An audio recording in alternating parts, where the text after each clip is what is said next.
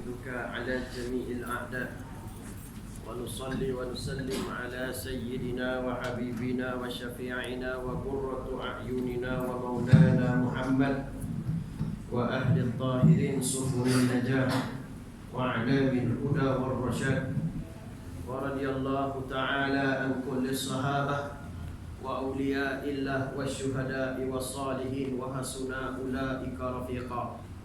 اللهم صل على سيدنا محمد مفتاح باب رحمة الله عدد ما في علم الله صلاة وسلاما دائمين بدوام ملك الله وعلى آله وصحبه أجمعين. أما بعد، السلام عليكم ورحمة الله وبركاته. Atur syukur kehadirat Allah di atas segala nikmat dan rahmah. Salawat dan salam ke atas junjungan besar kekasih hati kita, idola kita, pemberi syafaat yang terbesar kepada kita, penghulu kita dulu, kini dan selamanya, Nabi Muhammad sallallahu alaihi wasallam, dan seluruh ahli keluarganya dan para sahabat-sahabatnya yang telah bersama-sama mengorbankan segala-galanya demi Allah, Rasul dan perjuangan. Alhamdulillah. InsyaAllah malam ni kita cuba mengisi masa lapang kita. Tak lapang mana juga ni, santai-santai sahaja. Selepas pada waktu witir kita, moga-moga dengan pengisian kita, kebersamaan kita pada malam ini, malam yang penuh barakah, menjadi penyebab kebersamaan kita di akhirat nanti di bawah kepimpinan Nabi kita Muhammad sallallahu alaihi wasallam, yang mana pada hari itu tidak ada kepimpinan lain melainkan kepimpinan di bawah bendera la ilaha illallah Muhammad sallallahu alaihi wasallam. Apa khabar semua? Sihat? Alhamdulillah. Kali kedua saya datang sini. Kali pertama dulu mungkin dalam 5-6 tahun lepas, 7 tahun lepas, tak ingat dah itu. InsyaAllah ni kali kedua. Kali ketiga nanti 7 tahun lagi lah. InsyaAllah.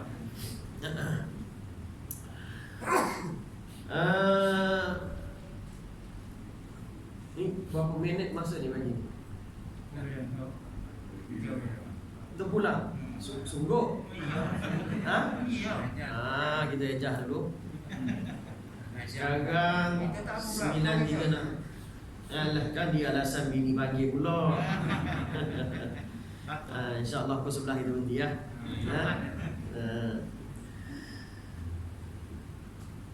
An Abi Hurairah radhiyallahu ta'ala an Nabi sallallahu alaihi wasallam qala haqqul muslim ala muslim sittun qila ma hunna ya Rasulullah qala idza laqita fasallim alaihi wa idza da'aka fa'ajibhu wa idza istansahaka fansah lahu wa idza 'atasa fahamidallah fashammithu wa idza marida fa'udhu wa idza mata fattabi'hu.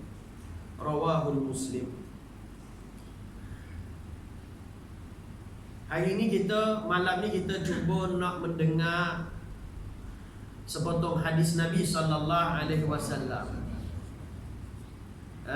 Persekitaran sini, taman sini majoritinya Muslim ke bukan? Muslim. Jadi Nabi disebut innama bu'istu liutammima makarimal akhlak. Aku dibangkitkan untuk menyempurnakan akhlak-akhlak kita. Oleh kerana kita duduk sesama kita dalam lingkungan yang majoritinya orang yang mengaku la ilaha illallah Muhammad Rasulullah sallallahu alaihi wasallam, maka Nabi ajar kepada kita bukan sahaja hak dengan orang non-Muslim, bahkan hak sesama Islam pun Nabi ajar kepada kita. Jadi Nabi ajar kepada kita akhlak, adab, tata cara bagaimana kita sesama Islam yang mana yang patut kita praktikkan, kerana ada di antara yang perkara-perkara yang saya sebutkan dalam hadis tadi, amalan tadi sudah pudar di kalangan masyarakat kita. Kerana apa? Kerana kealpaan dan tidaknya kita sebagai orang tua mewariskan amalan dan perbuatan ini kepada anak-anak dan cucu-cucu kita semua. Biarpun amalannya sungguh senang dan biasa kita lakukan, tapi dalam sedar tak sedar amalan ini makin terhakis. Dan ramainya orang sekarang buat hanya kerana adat, dan dia tak sedar bahawa ini adalah salah satu daripada sunnah kekasih hati kita, Nabi Muhammad sallallahu alaihi wasallam. Hadis diriwayatkan daripada Abi Hurairah. Bersabda Rasulullah sallallahu alaihi wasallam, hakul muslim ala muslim. Hak ataupun tanggungjawab ataupun kehormatan orang Islam sesama Islam situn, ada 6. Lalu sahabat bertanya, gila, mahunna ya Rasulullah, apakah dia ya Rasulullah? Maka Rasulullah menjawab, idza lagitahu fasallim alaih. Jikalau kalian bertemu sesama kalian, maka ucapkanlah salam. Wa idza da'aka fa'ajibhu. Apabila kalian diundang ke majlis, maka hadirlah kalian. Wa idza stansahaka fansahlah. Apabila kalian diminta untuk memberi nasihat, maka nasihatilah. Wa idza atasa fahamidallah fashammidhu. Apabila di antara kalian bersin dan orang yang bersin tadi jawab alhamdulillah, maka doakanlah dia.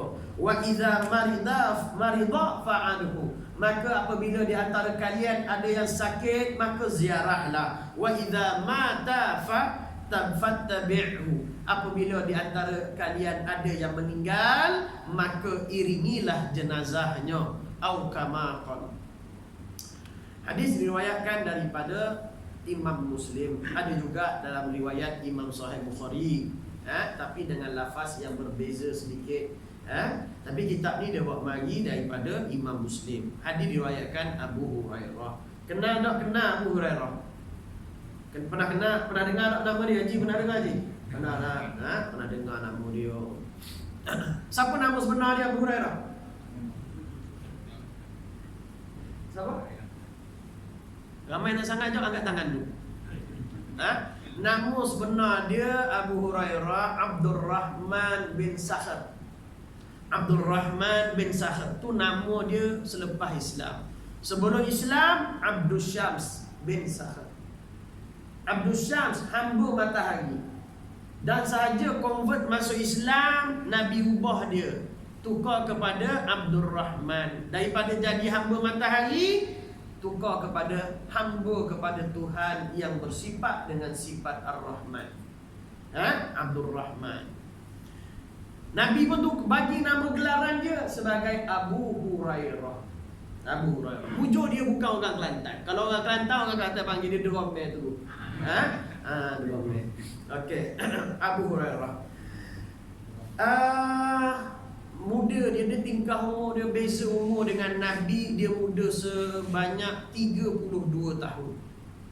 32 tahun. Nabi tua daripada dia 32 tahun. Besar tu perbezaan 32 tahun. Maknanya macam mana? Nabi lahir, dia tak lahir lagi. Umur Nabi 25 nikah, dia tak lahir lagi. Umur Nabi 32 baru Sayyidina Abu Hurairah lahir. Jadi itulah dia Sayyidina Abu Hurairah, di antara sahabat yang banyak dan besar jasanya dalam Islam, yang telah mengukir sejarah dengan tinta emas. Biarpun lewat masuk Islam 8 tahun 8 Hijrah. 8 Hijrah. Dia dan dengan Nabi 8 Hijrah, dia tak dan lama dengan Nabi. 8 Hijrah Fathul Makkah, 9 Hijrah Yaumul Tawfiq, 10 Hijrah Hajjul Wida, 11 Hijrah Rabiul Awal Nabi meninggal. 8, 9, 10, 3 tahun lebih. Pukul kata 4 tahun lah, tak sampai 4 tahun dia dengan Nabi. Lewat dia masuk Islam. Tapi dia di antara sahabat yang paling the best sekali, yang paling ganah di dalam periwayatan hadis. Macam mana gaya fikir sahabat?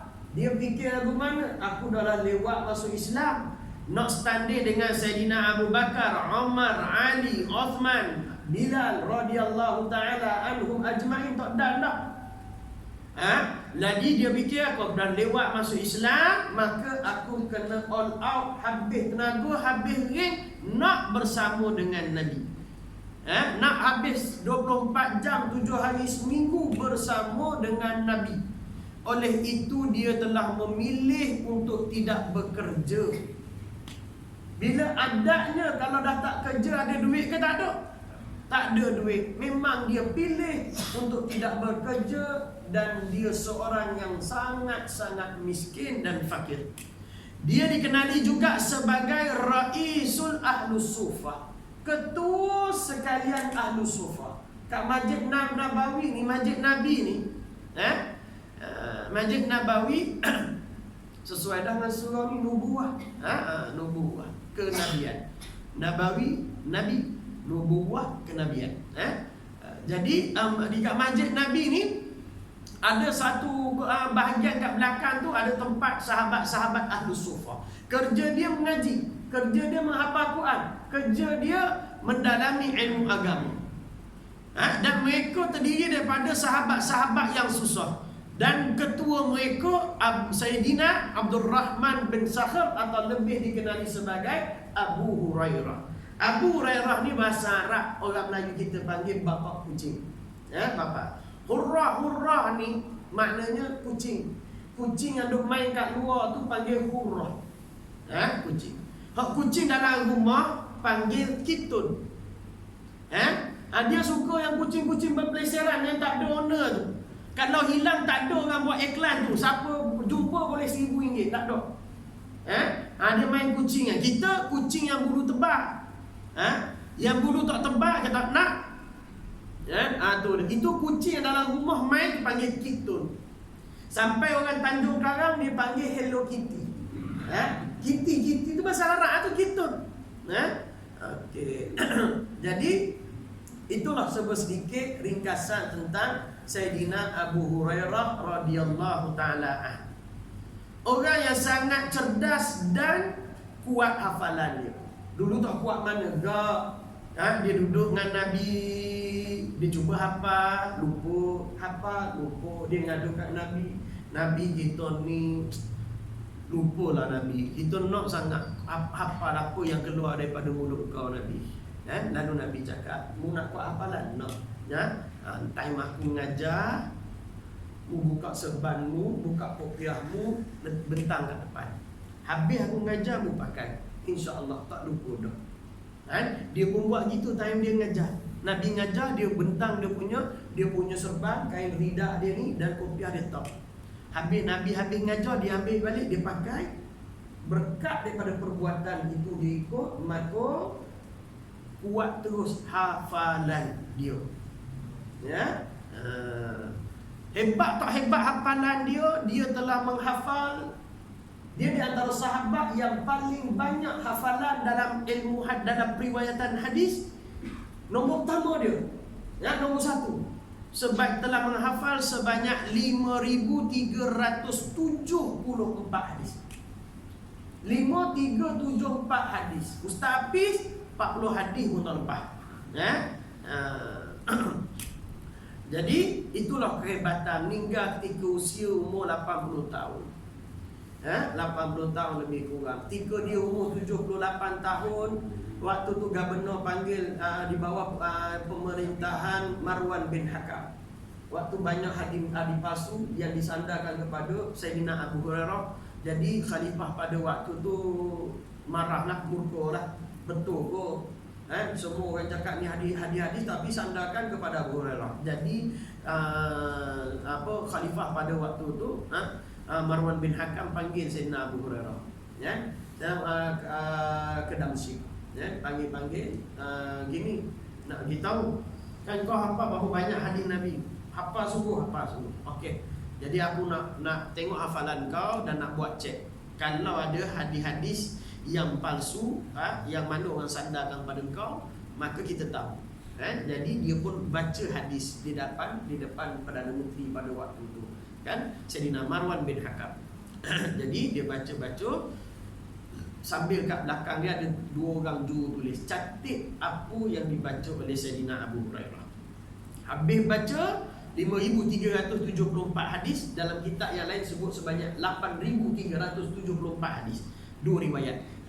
Jadi dia pun okey, Khalifah cakap okey, tak apa, dah habis, tak ada masalah. Tahun depan, umur dia ke-79, Perdana Menteri panggil balik. Mari balik Sayyidina Abu Hurairah, nak tengok. Ulang balik hafalan hadis yang kau baca kepada aku tahun lepas. Nak tengok sesuatu. Jadi dia membaca di depan Perdana Menteri, sambil yang tukang catat semak balik apa yang telah dia catat, yang telah dibaca oleh Sayyidina Abu Hurairah pada tahun lepas itu. Sayyidina Abu Hurairah pun baca balik ke semua hadis yang telah dihafalnya, lalu disemak oleh orang istana. Lalu selepas habis tasmik hafalan tadi, maka orang istana cakap apa? Wahai Perdana Menteri, tak ada satu kesilapan pun yang diucapkan oleh Sayyidina Abu Hurairah. Maka telahlah hadis-hadis yang tidak diucapkan oleh Abu Hurairah, maka itu adalah hadis palsu yang membohongi nama-nama Sayyidina Abu Hurairah. Okey. Itu sedikit tentang Abu Hurairah radhiyallahu taala anhu. Jadi Nabi bersabda, hak orang Islam sesama Islam, tanggungjawab kita sesama kita. Ada 6 perkara. Jadi ada 6 perkara. Sahabat tanya, apa dia ya Rasulullah? Maka Rasulullah SAW pun menjawab, yang pertamanya, jikalau kalian bertemu sesama kalian, tebarkan salam. Ini amalan yang cukup simple. Ni sunnah harian Nabi. Sunnah harian Nabi. Benda yang Nabi buat setiap hari. Sebab Nabi setiap hari Nabi jumpa orang. Maka ini dipanggil sunnah harian. Dia sunnah ini ada yang tahunan, ada yang bulanan, ada yang mingguan, ada yang harian. Sunnah tahunan apa dia? Contoh, Haji, paling dekat sekali. Sunnah tahunan. Dia sunnah ni, apa makna sunnah? Sunnah, hak Nabi buat tu panggil sunnah. Dalam sunnah, ada yang Nabi buat itu hukumnya wajib. Ada yang Nabi buat itu hukumnya sunat. Ada yang hukumnya Nabi buat itu makruh. Kita tak boleh ikut. Ada yang hukumnya harus. Ada yang hukumnya haram. Contoh sunnah yang Nabi buat haram, kahwin lebih 4, tak boleh. Yang makruh Nabi buat. Ada contoh apa sunnah makruh kita buat? Nabi buat, tapi kita buat makruh. Apa contoh? Kencing diri. Nabi buat tak? Nabi pernah buat tak kencing diri? Pernah. Tapi hukumnya makruh. Sebab Nabi buat sekali je. Kalaulah Nabi tak buat langsung, ulama akan keluarkan hukum kencing diri haram. Tapi oleh kerana Nabi pernah buat sekali, maka hukumnya makruh. Yang haram, kahwin lebih. Kena kencing haram. Pada hukum kencing diri makruh. Sunnah tahunan, apa dia? Solat raya. Tu sunnah tahunan. 2 hari raya puasa, raya haji setahun sekali, puasa Ramadan setahun sekali, itu sunnah tahunan. Ada yang sunnah berbentuk bulanan, iaitu puasa Yaumul Bid 13, 14, 15. Ada yang sunnah bentuk mingguan, solat hari Jumaat. Ada yang sunnah puasa Isnin Khamis mingguan. Ada yang sunnah harian. Ni salah satunya. Solat kita itu sunnah harian. Ada yang sunnah juga sekali seumur hidup. Apa sekali seumur hidup? Mati. Haji dengan mati jangan. Haji. Diwajibkan sekali seumur hidup. Kahwin. Kahwin tengoklah, di tahap keberanian. Kalau mampu lebih dari 2 kali boleh. Bukan mampu kalau berani. Mampu. Okey. Itu dia. Ada bentuk sunnah. Jadi bagi salam sunnah harian. Bagi salam. Ini amalan yang cukup simple, dan amalan ini dah makin pudar. Nabi sebut, sayati akhir zaman, akan datang pada akhir zaman, manusia ni yusallim ala man ma'arif. Manusia ni dia akan bagi salam kepada sesiapa yang dia kenal sahaja. Kepada yang dia kenal je. Maka hari ini kita hanya bagi salam kepada orang yang kita kenal. Orang tak kenal, kita tak kenal, kita takkan bagi salam. Padahal Nabi sebut, tut'imut ta'am, mu bagilah orang makan dan juga orang makan, wa taqra'us salam, dan mu tebarkan salam ila ma'arif, kepada siapa yang mu kenal, wa man lam ta'rif, ataupun kepada siapa saja mu tak kenal. Syarat orang Islam, bagilah salam kepada siapa saja kenal ataupun tidak kenal. Tapi Nabi bagi tahu dah, akhir zaman orang umat dia akan bagi salam kepada orang yang dikenali saja. Bila akhir zaman tu, kita dah duduk zaman sekarang, hanya bagi salam kepada orang yang kita kenal saja. Bukan di hadapan saya pun terkadang sebegitu. Ini suatu kesilapan yang perlu kita perbaiki. Padahal kita kena tebarkan salam kepada siapa sahaja orang Islam, biarpun kita tidak kenal. Hukum bagi salam ni sunat, semua orang tahu. Jawab salam wajib, semua orang tahu berlaku. Bagi salam sunat, jawab salam itu wajib. Masa bila jawab salam, dia jawab salam ni ada ketikanya wajib dijawab, ada ketikanya tak nak dijawab, ada ketikanya wajib jawab, tak nak dijawab, tak boleh dijawab, dan ketikanya tak nak dijawab. Pertama, ada ketika wajib dijawab. Masa bila? Masa kita bagi salam, kita khususkan. Ada 7. Saya bagi salam ke haji, khusus ke haji. Saya bagi salam ke hadapan saya, semua khusus. Maka itu hukumnya wajib dijawab.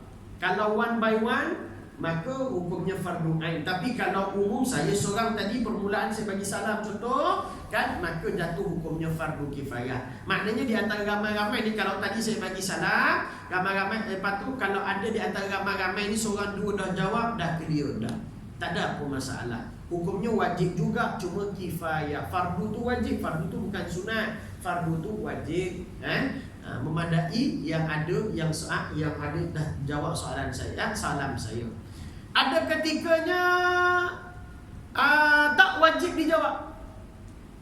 Masa bila tak wajib dijawab? Ketika apabila orang yang nak jawab salam itu terhalang menjawab salam kita. Contoh masa bila? Contoh ketika kita bagi salam kepada orang yang sedang makan. Dia sedang makan, kita dah bagi salam, Assalamualaikum. Member dalam puasa, baru nak makan buka, kita bagi salam. Dia masa bila yang tak boleh? Ketika dia ngunyah makan tu. Dia ngunyah makan tu tak boleh kita nak bagi salam kat dia.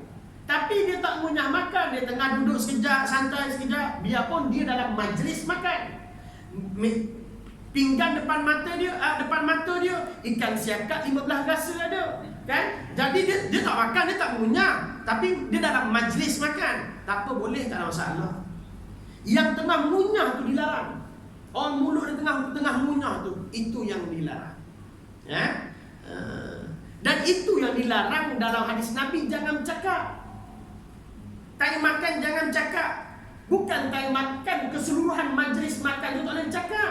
Dok sunnah ketika majlis makan tu bercakap. Orang Melayu kita makan jangan cakap. Yang Nabi larang time ngunyah tu cakap. Itu yang dilarang. Tapi dalam kita makan ramai-ramai kat meja makan atau makan dalam talam, sunnahnya berborak. Tanya khabar, daripada mana, sihat ke? Apa kena khabar? Sihat dah. Dengar mak sakit hari tu dah keluar hospital. Dalam majlis ramai-ramai itu sunnahnya bertanya khabar, berborak. Kan? Jangan terlampau diam. Terlampau diam seperti Yahudi. Ataupun terlampau cakap, bising. Itu seperti Nasrani. Orang Islam, dia muktadil pertengahan.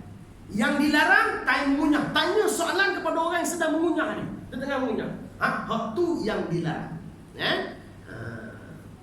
Jadi kalau kita tengah mengunyah, jangan terus jawab. Relax dulu. Kan? Kita buat stop dulu, makan, telan, elok, apa semua.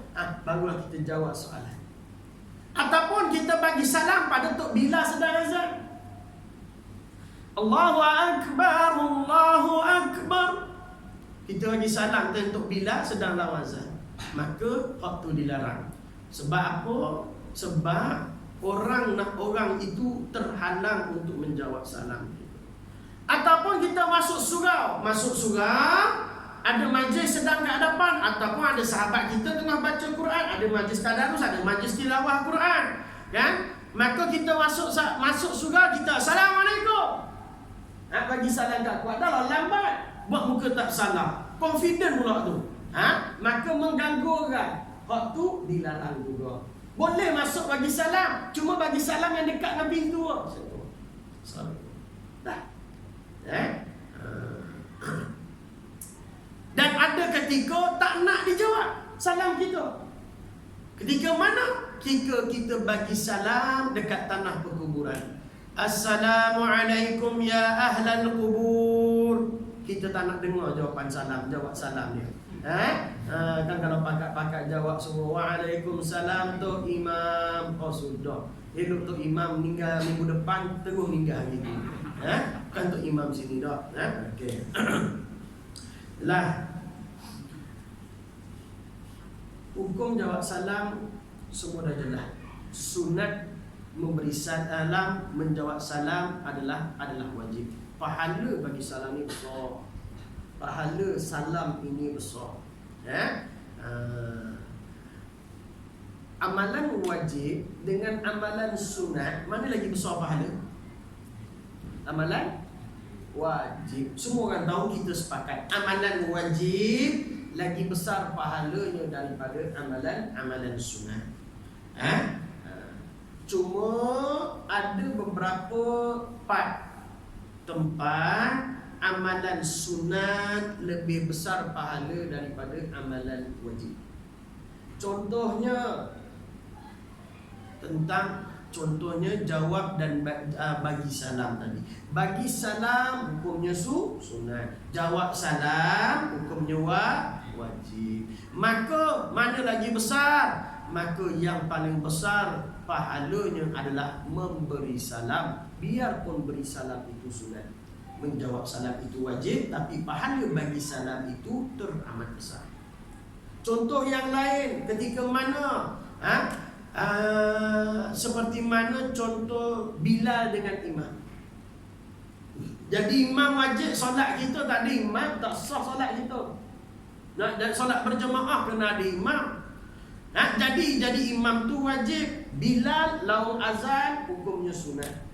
Bilal tak lawan azan tak ada salah, sah solat kita. Buka kita pun sah kalau Bilal tak lawan azan.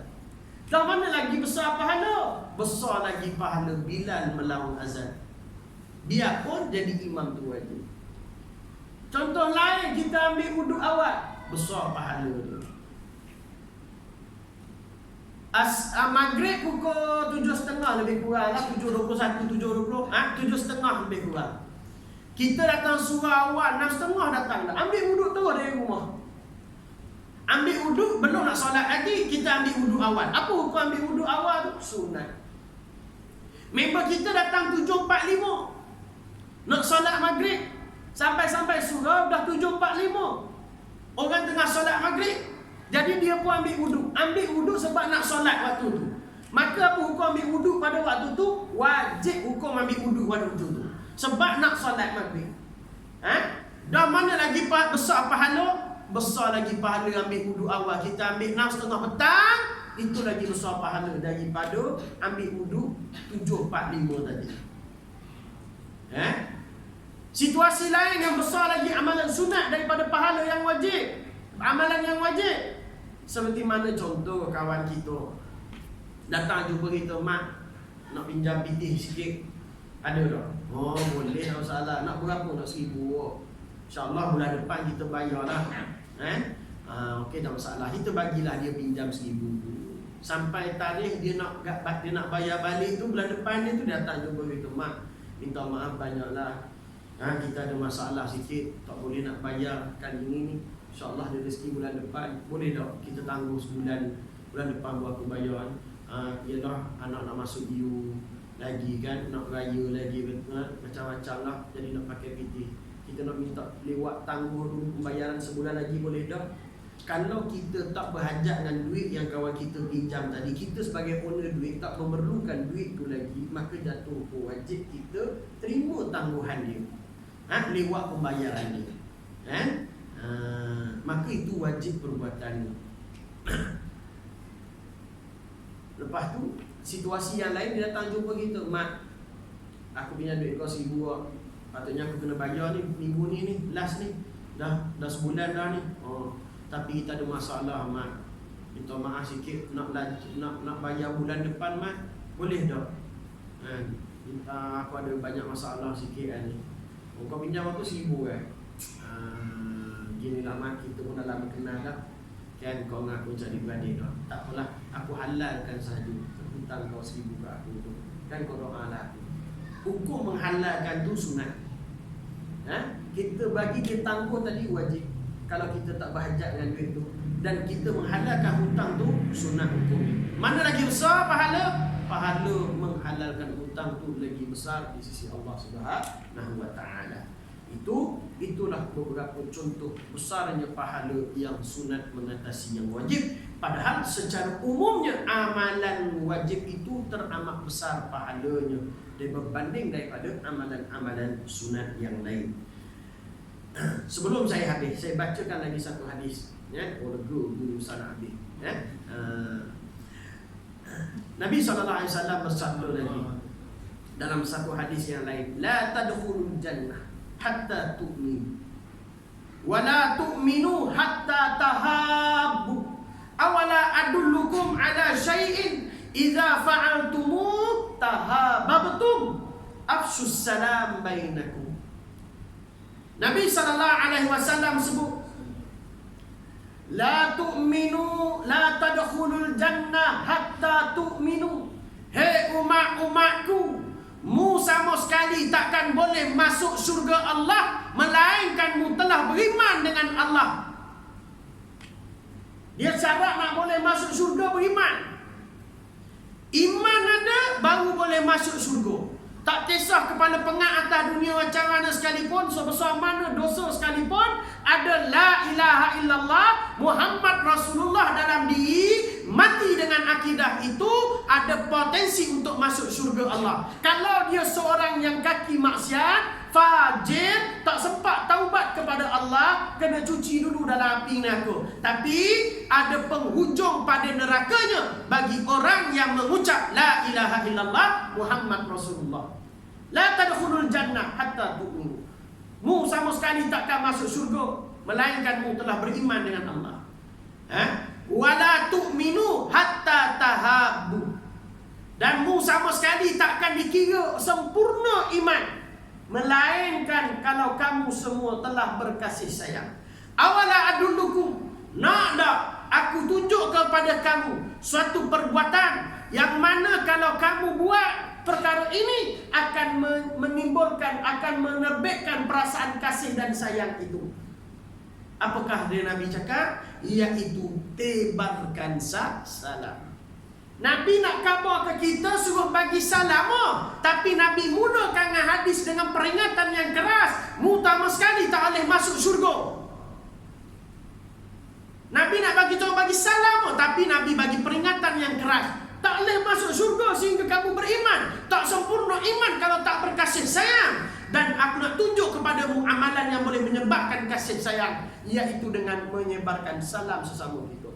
Sebab tu kalau kita ada balah dengan kawan kita, ada salah faham dengan kawan kita, tak bertegur dalam di antara ubat yang paling mujarab itu kita bagi salam kat dia. Jumpa kat kedai kat mana masa tadi masa malam, ngetih kat mana jumpa. Mak, Assalamualaikum. Paling dia bagi je salam kat dia.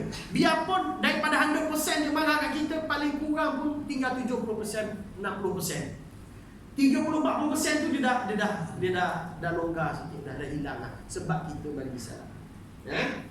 Amalan yang paling mujarab, nak rapat dengan kawan kita ni yang kita balah dengan dia. Kita solat sebelah dia. Solat sebelah dia. Ini sangat mujarab. Dia dah masuk saf, dia angkat takbir, Allahu Akbar. Dia angkat takbir dah. Pastikan dia angkat takbir dulu. Lepas tu kita masuk ke sebelah dia. Jangan dia tak angkat takbir lagi. Kita masuk, dia tak dah angkat takbir lagi, dia sanggup keluar surau, balik solat balik rumah, start motor balik rumah. Dia angkat takbir dulu, Allahu Akbar. Kita masuk. Dia perasan kita masuk tu. Paling kurang dalam hati dia, nanti bewak 5 ribu. Itu paling kurang dalam hati dia. Dia tak boleh nak buat lebih sebab dia dah angkat takbir. Dia tak boleh nak buat gini, tak boleh. Paling kurang dalam hati dia ngepek lah. Paling kurang tu.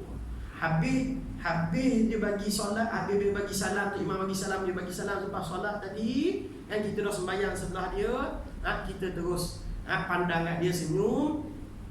Assalamualaikum, pandang mata dia. Confirm 50% dah hilang dah, baki 50% je.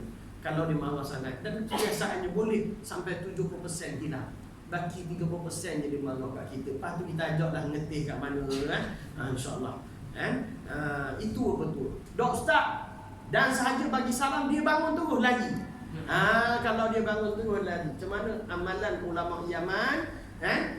Ini memang amalan ulama Yaman. Dia buat gana kalau orang nak bangun ni. Lepas bagi salam, Assalamualaikum warahmatullahi, Assalamualaikum warahmatullahi. Member nak lari dah kan, dia pegang perut, pegang letak tangan dekat atas perut. Dia tak jadi bangun. Tak jadi bangun. Biarpun kita tak pandang ada, kita pegang apa dia. Atau kita pandang dia sekejap, tak rasa, kita pegang apa. Dia akan terkaku terus. Terkaku. Asal pula dia pegang apa pula ni kan. Lepas tu dia akan relax. Dia dah relax, kita pandang muka dia kan. Kita salam kat dia sambil senyum kan. InsyaAllah dengan berkat kita buat nak hidupkan sunnah Nabi, maka Allah Subhanahu Wa Taala akan selesaikan pergaduhan permasalahan kita tadi. Allah ni pemilik hati. Boleh saja Allah Ta'ala nak bolak balikkan hati. Hati yang baik Allah Ta'ala nak bolak jadi tak baik. Hati yang tak baik Allah Ta'ala nak bolak balik jadi baik. Boleh. Allah Ta'ala segala-galanya. Amalan bagi salam dah pudar dah dekat tanah Melayu kita. Amalan ni padahal ada budaya kita dan dia merupakan sunnah Nabi, tapi dah makin kurang. Sebab kita tak alert, tak tekankan ke anak kita, bagi tahu ini sunnah Nabi. Kita tak sebut gitu. Bagi salam, kita tak khabar ke anak kita ni sunnah Nabi. Kan? Bagi tahu ini sunnah Nabi, adik, abang, ini sunnah Nabi. Kita buat bagi salam. Buat semata-mata untuk hidupkan sunnah Nabi. Kan? Saya pernah pengalaman peribadi saya. Saya pun kadang-kadang lupa juga. Kan? Tapi kalau waktu ingat kita nak buat. Kan? Dia kita berkawan, orang Arab ni satu kelebihan dia suka bagi salam. Dia masuk mana pun dia akan bagi salam. Masuk restoran, masuk R&R, masuk mana-mana dia akan bagi salam. Kan? Jadi hari tu saya nak buat, kebetulan anak saya kena warded dekat hospital. Saya pun masuk lift, bagi salam kat lift tu. Semua orang terkejut, kan? Orang terkejut lah. Kita masuk salam sebab orang terkejut. Okey, dia yang jawab salam. Okey, tak apa lah. Depan saya tu doktor yang Cina. Okey, dia pandang saya. Dia pandang saya, okey tak apa. Bila petang tu, saya masuk lift sekali lagi, saya bagi salam, jumpa dia lagi. Dia pun tanya saya, you kenapa sini? Anak warden. Oh okey, kan, okey tak apa lah. Kan? Besok pagi, saya makan dekat kafe ni. Bila saya makan, saya nampak doktor perempuan tu datang kat saya, Cina tu datang kat saya. Awal pagi ni, saya tidur sini. Oh okey tak apa. Anak macam mana? Okey. Bila nak bayar, rupanya makanan kita dah dibayar. Doktor tadi bayar. Dan petang tu jumpa balik doktor tu balik kan. Anak macam mana? Okey. Doktor, you bayar makanan I 8 pagi tadi? Alah tak apa kan. Sebab I dah kawan dengan orang Melayu ni lama.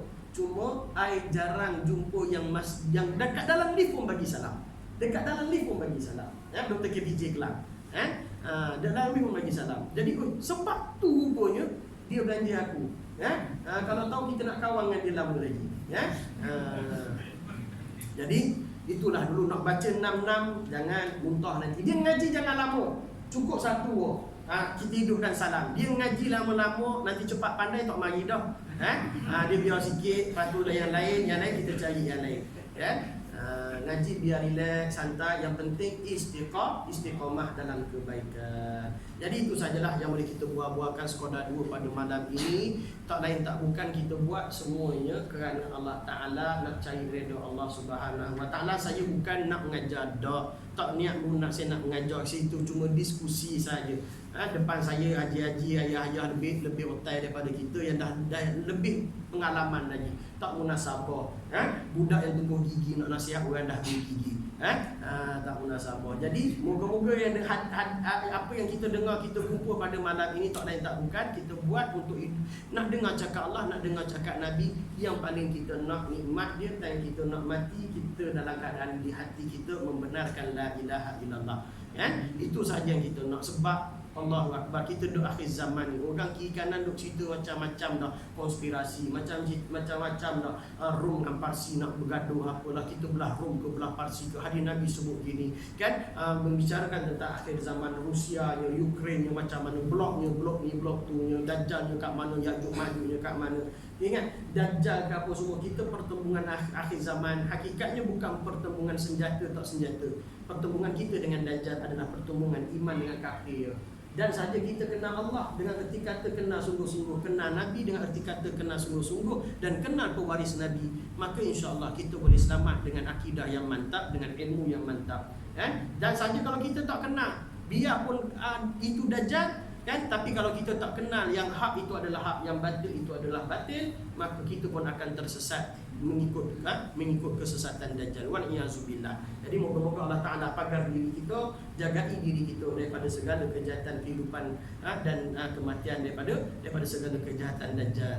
Jadi itu sajalah yang boleh kita buatkan sekadar dua pada malam ini. Wallahu ta'ala a'lam. A'udzubillahi samil alim minasyaitonir rajim. Bismillahirrahmanirrahim. Ya Allah, ya Tuhan kami, terangilah hati-hati kami kesemuanya dengan cahaya Nabi kami Nabi Muhammad sallallahu alaihi wasallam, dengan cahaya para alim ulama, cahaya para wali-walimu, orang saleh, orang syahid jalanmu, orang yang berjihad di jalanmu, orang yang berdakwah di jalanmu. Ya Allah, terangilah hati-hati kami kesemuanya dengan cahaya mereka. Ya Allah, berkatilah umur kami, rezeki kami, kehidupan kami, ahli keluarga kami. Ya Allah, berkatilah pekerjaan kami, perniagaan kami, perusahaan kami dan pendapatan kami. Ya Allah, dan berkatilah ilmu yang kami tuntut saban hari. Ya Allah, ya Tuhan kami, panjangkanlah umur para alim ulama kami, tutup guru kami, guru-guru yang telah mendidik kami, dan kedua ibu bapa kami. Sihatkan tubuh badan mereka dan tubuh badan kami. Ya Allah, sembuhkan penyakit-penyakit mereka dan penyakit-penyakit kami yang hadir pada malam ini. Ya Allah, tutuplah keaiban mereka dan keaiban kami dunia dan akhirat. Matikan mereka dan matikan kami dan seluruh muslimin muslimat dengan kematian yang baik. Sesungguhnya hati-hati kami berhimpun saban hari kerana sangat mencintai para alim ulama-Mu.